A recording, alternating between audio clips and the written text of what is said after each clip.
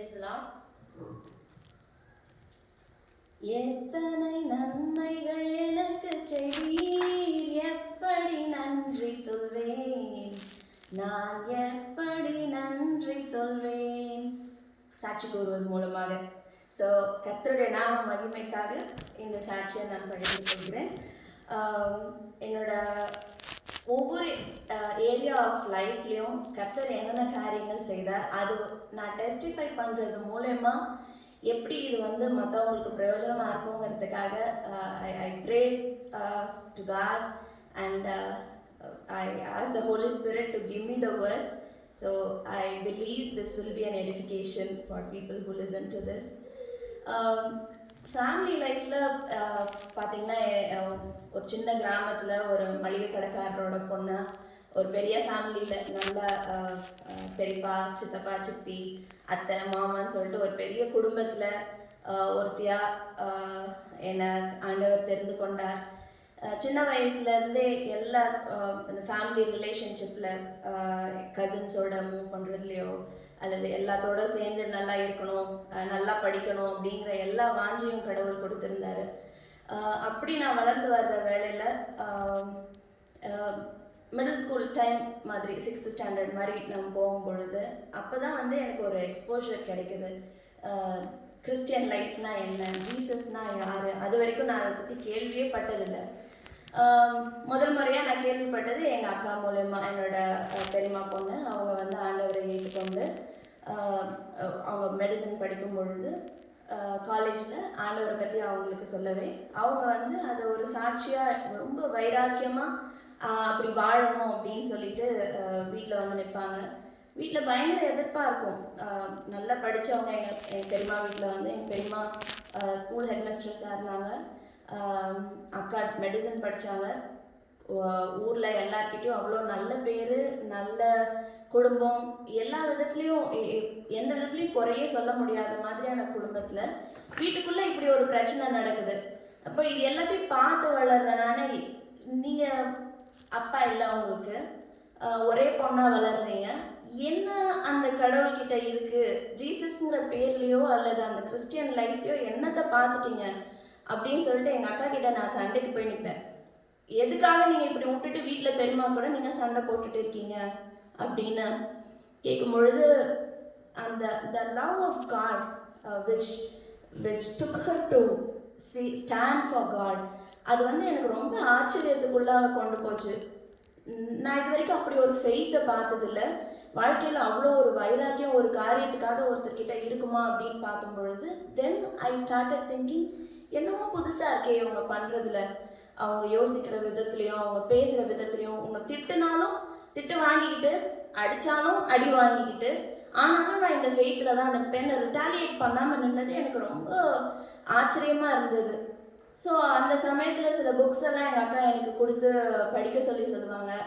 அதுக்கு ஒரு கதையாக படித்து பார்க்கும் பொழுது பைபிளெல்லாம் எனக்கு ஒன்றும் புரிஞ்சதே கிடையாது. எடுத்து படிக்கும் பொழுது வாழ்க்கைக்கு தேவையான அந்த நல்ல ஆப்வியஸ்லி நம்ம வளரும் பொழுது நல்ல பிள்ளையாக வளரணும், எல்லாத்துக்கிட்டையும் நல்ல பேர் எடுக்கணும் அப்படிங்கிற ஒரு ஆசை இருந்ததுனால நல்ல காரியங்கள் எல்லாம் சொல்லி கொடுத்ததுனால சரி நான் அதை படிக்க ஆரம்பித்தேன். அப்போது நீ ப்ரே பண்ணேன்னா உனக்கு கடவுள் ஆன்சர் கூட பண்ணுவார் அப்படின்னு சொல்லிட்டு எங்கள் அக்கா சொல்லி கொடுத்தாங்க. ஸோ அப்படி நாங்கள் ப்ரேயர் பண்ணி முதல் தடவையாக ஆண்டவர் எனக்கு ஆன்சர் பண்ணது 8th ஸ்டாண்டர்டில் ஸ்கூல் நல்லா ரேங்க் வாங்கணும் அப்படின்னு நான் ப்ரே பண்ணேன். காமிங்கில் எனக்கு ஏன்னா ஸ்கூலில் எல்லா பெரிய பெரிய டீச்சர்ஸ் அண்ட் பிரின்சிபலோட பிள்ளைங்கள் எல்லாம் என்னோட படிக்கும் பொழுது அந்த ஸ்கூலை விட்டு வெளியில் போகிறேங்கிற சூழ்நிலையிலையும் அங்கே எப்படி கர்த்தர் என்னை உயர்த்துவார், பரவாயில்ல ஆனால் நான் ப்ரே பண்ணி பார்க்கலான்னு கேட்கும் பொழுது ஃபஸ்ட் டைமாக even though I was not in that school, I was invited to receive the prize for the merit award. அப்போ நம்ம சின்னதாக ஒரு ப்ரேயர் பண்ணால் கூட இப்படி கடவுள் நம்மளுக்கு ஆன்சர் பண்ணுறாரு, இந்த ரிலேஷன்ஷிப்பும் நல்லா இருக்குது, ஆன்சரும் கிடைக்குது.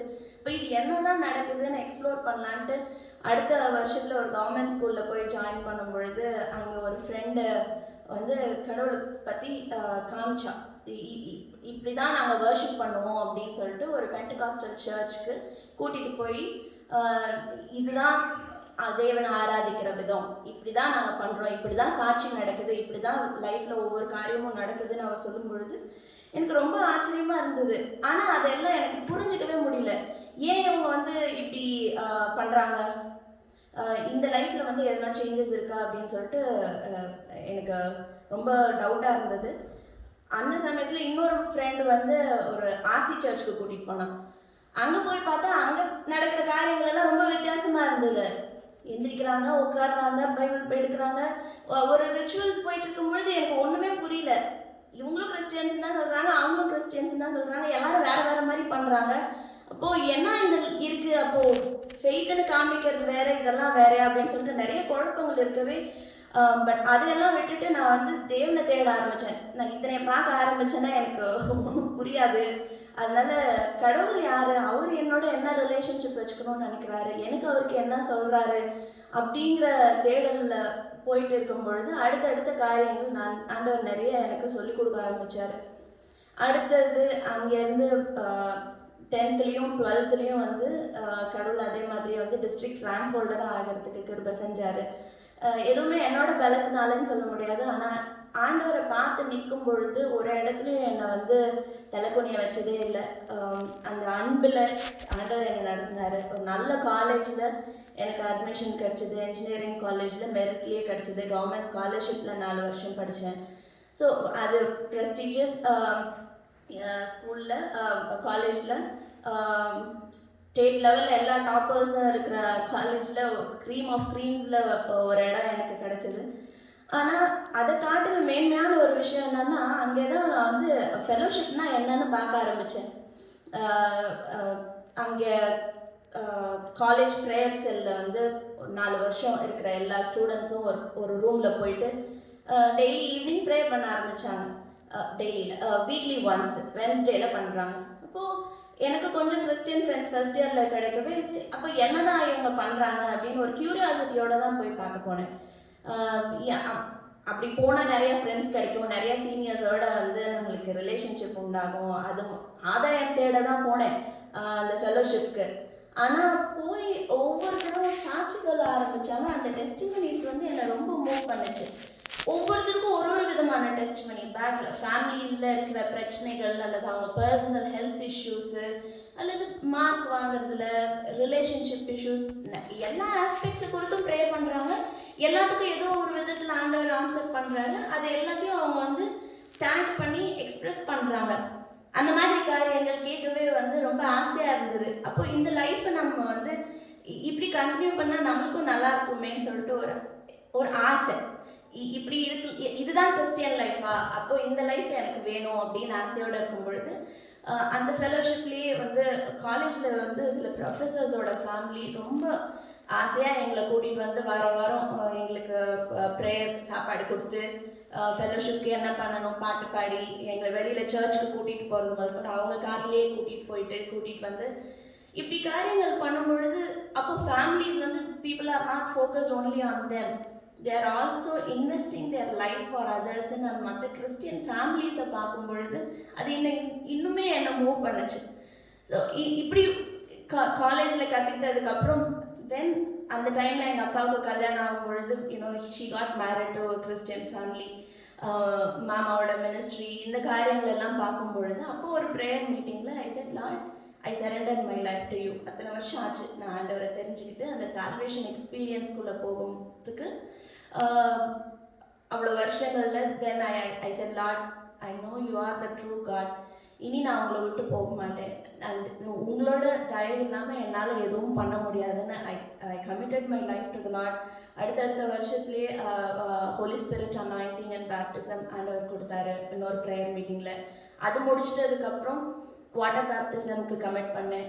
யார்கிட்டையுமே வீட்டில் சொல்லாமல் நான் பண்ணேன்னா எப்படி இருக்கும், எனக்கு அதில் உடன்பாடு இல்லை. நான் யார்கிட்டேனா சொல்லணும், சொல்லாமல் நான் பண்ணக்கூடாது. வீட்டில் தான் யாரும் வரல கூட, ஆனால் சொல்லாமல் கூட பண்ணணுமான்னு சொல்லிட்டு எங்கள் அப்பா கிட்ட கூப்பிட்டு இந்த மாதிரி நான் எடுக்க போகிறேன் அப்படின்னு சொல்லும்பொழுது அவருக்கு ஒன்றுமே புரியல.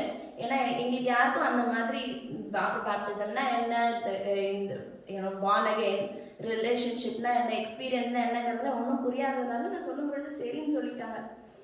ஸோ அதுக்கப்புறம் அது வரைக்கும் வந்து இந்த பைபிளில் இருக்கிற வார்த்தைகள் அதனோட உண்மைகள் எல்லாமே எனக்கு ரொம்ப காம்ப்ளிகேட்டடாக இருந்துச்சு. ஆனால் ஒரே ஒரு விஷயம் which kept me all those years was the testimony of a lot of people.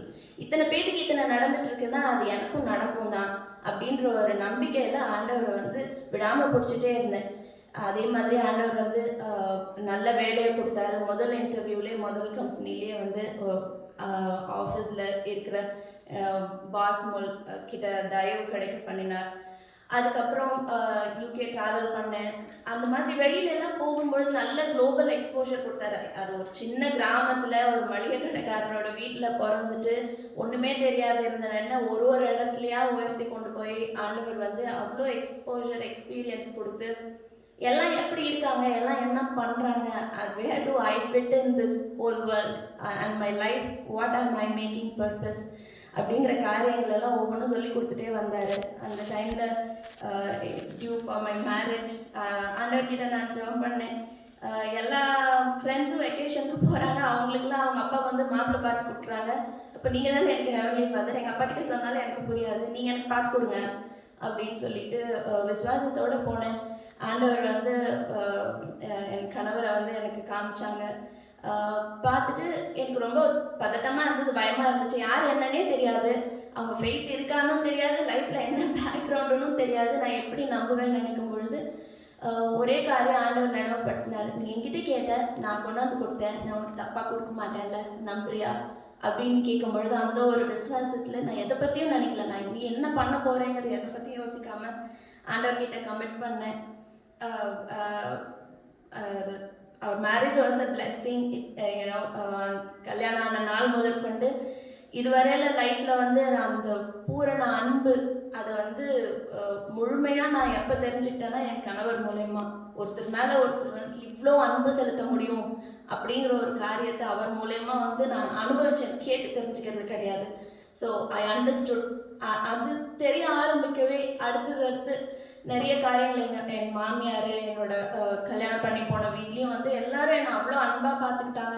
அவங்கக்கிட்டையும் அன்பாக மூவ் பண்ணுறதுக்கு ஆண்டவர் எனக்கு கிருபை செஞ்சார். அடுத்தது பிள்ளைகள் ஸ்டேஜ்க்கு வரும் பொழுது இது வரைக்கும் வந்து எனக்கு பைபிள் எடுத்து படித்து நானாக புரிஞ்சு ஆன்சர் வாங்குற அளவுக்கு எனக்கு மெச்சூரிட்டி பத்தலை. ஒரு சைல்ட் லைக் ஃபெய்த், ஒரு சிம்பிள் ஃபெய்த்தில் தான் அது வரைக்கும் போயிட்டு இருந்தது. முதல் குழந்தைக்கு நான் ப்ரெக்னெண்ட்டாக இருக்கும் பொழுது 5 மாதம் ப்ரெக்னெண்ட்டில் சொல்கிறாங்க, என் பிள்ளைக்கு வந்து மல்டிபிள் குரோமோசோமல் அப்நார்மாலிட்டிஸ் இருக்குது, இந்த பிள்ளைய வந்து நீ வந்து அபார்ட் பண்ணணும் அப்படின்னு டாக்டர் சொல்லும் பொழுது ரொம்ப வேதனையாக இருந்துச்சு. குடும்பத்தில் எல்லாரும் எல்லாத்துக்கிட்டையும் தைரியமாக சொல்லி இப்படி ஒரு நான் டெஸ்டிமோனியல் லைஃப் வாழ போகிறேன், கிறிஸ்டியன் லைஃப்பை நான் அக்செப்ட் பண்ணிவிட்டு சர்ச்சில் போய் கல்யாணம் பண்ணி இப்படி தான் வாழ போகிறேன்னு நான் ஒரு டெஸ்டிமோனியல் லைஃப் இருக்கணும்னு நினச்சிட்டு இருக்க வேலையில் எடுத்தோடனே இப்படி நடக்கும் பொழுது எனக்கு அதை எப்படி ஃபேஸ் பண்ணுறதுன்னு தெரியல. Will people see me as a failure in my Christian faith? How am I supposed to respond to this? எப்படி முடிவு எடுக்கணும்னு நான் அப்போ ஆண்டவர்கிட்ட போய் வசனத்தை எடுத்து பார்க்க ஆரம்பித்தேன். எனக்கு முடிவே எடுக்க தெரியல. பிள்ளைய வச்சுக்கணுமா வேணான்னு சொல்லணுமா, நான் என்ன பண்ணணும். என் கணவர் வந்து அவரும் அப்படியே உட்காந்துட்டாரு, என்ன பண்ணணும்னு பதில் தெரியாமல். அப்போது நான் அழுது ஆண்டவர்கிட்ட கேட்டும் பொழுது வசனத்தின் மூலமாக ரொம்ப தெளிவாக சொன்னார். ராகேல் தன் பிள்ளைகள் இல்லாத இருக்கிறதுனால அழுதுருக்கிறாள், ஆனாலும் ஆண்டவர் வந்து அதை பூர்ணமாக மாற்றி கொடுப்பாருன்னு ஜெரமியாவிலேருந்து எனக்கு வசனம் மூலமாக பேசினோடனே அவ்வளோதான். அந்த ஒரு வார்த்தை எனக்கு கிடைச்ச உடனே எனக்கு சமாதானம் ஆயிடுச்சு. வாங்க போகலாம், இந்த குழந்தைய ஆண்டவர் பார்த்துக்கிறேன்னு சொல்லிட்டாரு, ஆனால் நம்மளுக்கு குழந்தை கொடுப்பாரு கடவுள் அப்படின்னு சொல்லிட்டு அந்த நம்பிக்கையோடு அன்றைக்கி போய் அழவே இல்லை. அதுக்கப்புறம் அந்த வார்த்தை வந்ததுக்கப்புறம் அழுக வரல.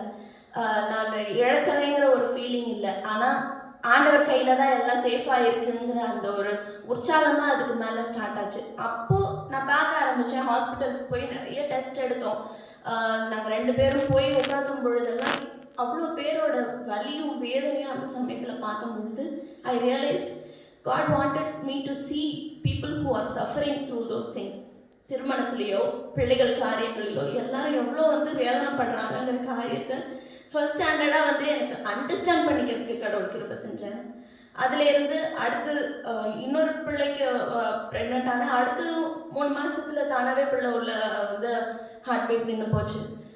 ஆனாலும் அந்த சமயத்துலேயும் அகைன் வார்த்தை மூலமாக ஆண்டவர் பேசி, இல்லை உன்னோட double portion blessing is awaiting for you, you will not go like this அப்படின்னு ஆண்டவர் திருப்பி சொல்லிட்டு அந்த வருஷத்தோட இறுதியில் வந்து 2009 என் கணவர் மூலயமா ஆண்டவர் வந்து வார்த்தையை கொடுத்து உனக்கு ஒரு பிள்ளை பிறப்பான், அந்த பையனுக்கு வந்து ஜொசாயான்னு பேர் வைங்கன்னு 1 Kings அந்த வசனம் மூலயமா ஆண்டவர் பேசி, even before I got conceived God led me through that way. So that's when I started realizing இது வந்து சும்மா it's not a faith of just believing trial and எரரில் போகிறது கிடையாது. உண்மையான இருதயத்தோட பற்றி இருக்கும் பொழுது நமக்கு ஆன்சர் கிடைக்காம போகவே போகாது அப்படிங்கிற ஒரு உறுதி பையன் பிறந்தது மூலயமா கிடைச்சது. அதுக்கு அடுத்தது பொண்ணு வரும்பொழுது அதே மாதிரி ஆண்டவர் வந்து பேர் கொடுத்தாரு. ஒவ்வொரு இடத்துலையும் வந்து பேர் நிறைய இடத்துல கொடுத்தாரு. ஊரில் வீடு கொடுக்கும்பொழுது பெத்தஸ்டான்னு பேர் கொடுத்தாரு, இங்கே வீடு வாங்கும் பொழுது ஷாலோன்னு வீட்டுக்கு பேர் கொடுத்தாரு. பிள்ளைகள் 2 பேர்த்துக்கும் ஜொசாயா ஜோஸ்னான்னு பேர் கொடுத்து ஒவ்வொரு பேரை சொல்லும் பொழுது அந்த பேரில் இருக்கிற அர்த்தம் என்ன, அந்த பிளெஸ்ஸிங்கை நாங்கள் இன்ஹெரிட் பண்ணி அதை ரிமெம்பர் பண்ணிக்கிறதுக்கு கடவுள் கிருபை செஞ்சாங்க. அது மூலயமா அடுத்தது வேலை காரியங்கள்லையோ ரிலேஷன்ஷிப் வைஸில் கூட அன்பு இருந்திருந்தாலும் 2 பேர்த்துக்குள்ளே எப்படி அட்ஜஸ்ட்மெண்ட் பண்ணணுங்கிறது தெரியாமல் நிறைய தவிச்சோம் 2 பேரும். ஒரு 7 வருஷத்துக்கு அப்புறமா ஒரு பிரேக் த்ரூ மூமெண்ட் ஆண்டவர் எங்கள் 2 பேர்த்துக்கும் கொடுத்தாங்க. he went through an encounter. He grew more in the Lord, and through that one thing he came to understand. எனக்கு கற்றுக் கொடுத்தது என்னன்னா, God and the Trinity is nothing but it's revealed in the family. If என் கணவர் சொன்னார், நான் உன்னை வந்து Holi ஸ்பிரிட்டாக treat பண்ணலை, நீ என்னை வந்து ஒரு ஃபாதராக ட்ரீட் பண்ணலை, அல்லது நம்ம பிள்ளைங்களை வந்து ஜீசஸ் போல ட்ரீட் பண்ணலைன்னா we are not living that Christian life. So in everything that we do we just have to remember that. நான் அவர் சொன்ன ஒரு காரியமும் வந்து நான் அப்படியே நம்பி அதை அப்படியே எடுத்துக்கிட்டு 2 பேரும் we started working on his faith, the revelation that God gave to him. அதில் ஒர்க் பண்ண ஆரம்பிச்சும் பொழுது அந்த மேன் அண்ட் விமன் ஆர் அந்த ஈகோ ப்ராப்ளம் இல்லாமல் நீ தான் பண்ணணும், நீ இதை பண்ணக்கூடாதுங்கிறது இல்லாமல், ஆப்வியஸ்லி நிறைய பேருக்கு தெரியும் எனக்கு வந்து சமைக்க தெரியாது அப்படிங்கிறது. அந்த காரியத்தில் கூட இதெல்லாம் வந்து எனக்கு உண்மையாலுமே ஒரு பிளெஸ்ஸிங். என்னன்னா, the areas in which I was weak, his strength was revealed. And அது வந்து ஒருத்தர் நினைச்சா பத்தாது, திருமண வாழ்க்கையில் 2 பேரும் ஒப்பு கொடுக்கும் பொழுது அது நடக்குங்கிறது கண்கூட நான் பார்த்த டெஸ்டிமனி. ஸோ இந்த நாள் வரைக்கும் ஆண்டவர் எங்களை ஒரு நிறைய க்ரோத் ஃபேஸில் முதல்ல just knowing him, born again லைஃப்பில் வந்துட்டேன் அப்படிங்கிற ஒரு ஸ்டேஜில் இருந்தேன். அதுக்கப்புறம் அப்பா ஃபாதர் அவரை வந்து அந்த தகப்பன் ஸ்தானத்தில் பார்க்கக்கூடிய ஒரு கண்களை திறந்து கொடுத்தாரு. அவரோட கிருபை என்னங்கிறத எங்களை புரிய வச்சாரு. ஃபேமிலிக்குள்ளே எப்படி ஹெவன் ஆன் எர்த் கொண்டு வந்து வாழ முடியுங்கிறத கற்றுக் கொடுத்தாரு. நம்ம வச்சுக்கிற எக்ஸ்பீரியன்ஸை எப்படி நம்மளுக்கே இல்லாமல் மற்றவங்களுக்கு நம்ம அதை ஷேர் பண்ண முடியும், ஃபெலோஷிப் மூலமா எப்படி மற்றவங்களையும் என்கரேஜ் பண்ண முடியுங்கிற காரியங்கள் சொல்லி கொடுத்தாரு. ஸோ இதுவான வரைக்கும் ஆண்டவர் செய்திருக்கிற அளவில்லாத கிருபைகளுக்கு சொல்ல வார்த்தை இல்லை. அண்ட் ஃப்ரம் ஹியர் நிறைய விஷன்ஸ் கொடுத்துருக்கிறாரு. அண்ட் அந்த அடுத்த க்ரோத் ஸ்டேஜில் he started revealing to me. இப்போ வந்து என்னால் கேட்க முடியுது, ஆண்டவர் காலையில் எழும்பி அதிகாலையில் தேவனை தேடும் பொழுது தேவன் நம்மோட பேசுகிறதையும் ஆவியானவர் இடைப்படுறதையும் அந்த நாளுக்கான காரியங்கள் நம்ம என்ன பண்ணணும், ஆஃபீஸில் எனக்கு தேவையான எல்லா விஸ்டத்தையும் நான் என்ன எப்படி ஹேண்டில் பண்ணணுங்கிறத சொல்லி கொடுக்கறது முதற்கொண்டு, பிள்ளைகளை நான் எப்படி வளர்க்கணும், அவங்கக்கிட்ட எப்படி பேசணுங்கிறது முதற்கொண்டு ஒவ்வொரு ஏரியாஸ்லையும் ஆண்டவர் எங்களுக்கு கற்றுக் கொடுக்குறாரு. And it is not me doing alone or he doing alone. As a family, God is teaching us to take to the next level, and we are also seeing all the supernatural work of God. இது வந்து வார்த்தை வெறும் வார்த்தையாக இல்லாமல் அல்லது நான் பண்ணுற கிரியை மேலே எனக்கு நம்பிக்கையோடு நான் தேவனை தேடுறேங்கிற சொல்லது இல்லாமல், he is giving me supernatural wisdom and the revelation with which the faith run வந்து ஒரு வேறு லெவலில் ஆண்டவர் கூட்டிகிட்டு போயிட்டுருக்காரு. I just pray and believe that all these areas of life that I was blessed with கேட்குற ஒவ்வொருத்தருக்கும் இது அவங்களோட லைஃப் டெஸ்டிமனியாக மாறு. I pray to God. So finally before ending I want to pray for those who do not know God, especially all my family members. என்னோட தகப்பன் வீட்டாரத்துலேயும் என்னோட தாய் வீட்டாரத்துலையும் எல்லா ஃபேமிலி மெம்பர்ஸும் நானே எங்கள் அக்காவை தவிர வேறு யாருமே ஆண்டவர் இன்னும் ஏற்றுக்கல. they are seeing our life but they have not accepted. So I pray that their eyes be opened to see one true God who has a loving relationship with everyone. And for those of my friends for whom God has given me a burden to pray for them, I pray that their eyes of their understanding be open, not to just lead a Christian life for the sake of living, but to be a blessing and be a testimony for others as well. I praise God. And இது மூலமா only one thing I want to reveal in everyone's life that I am going through is சந்தோஷம் பொங்குதே, சந்தோஷம் பொங்குதே, சந்தோஷம் என்னில் பொங்குதே. ஹல்லேலூயா, இயேசு என்னை ரட்சித்தார், முற்றும் என்னை மாற்றினார், சந்தோஷம் என்னில் பொங்குதே. நான் கற்றுக்கிட்ட மொதல் பாட்டு இதுதான் கிறிஸ்டியன் லைஃப்பில் வந்த பொழுது. And I don't think I will ever forget this. The simple faith keeps me going, and I am sure this will keep it going for others as well. Praise God.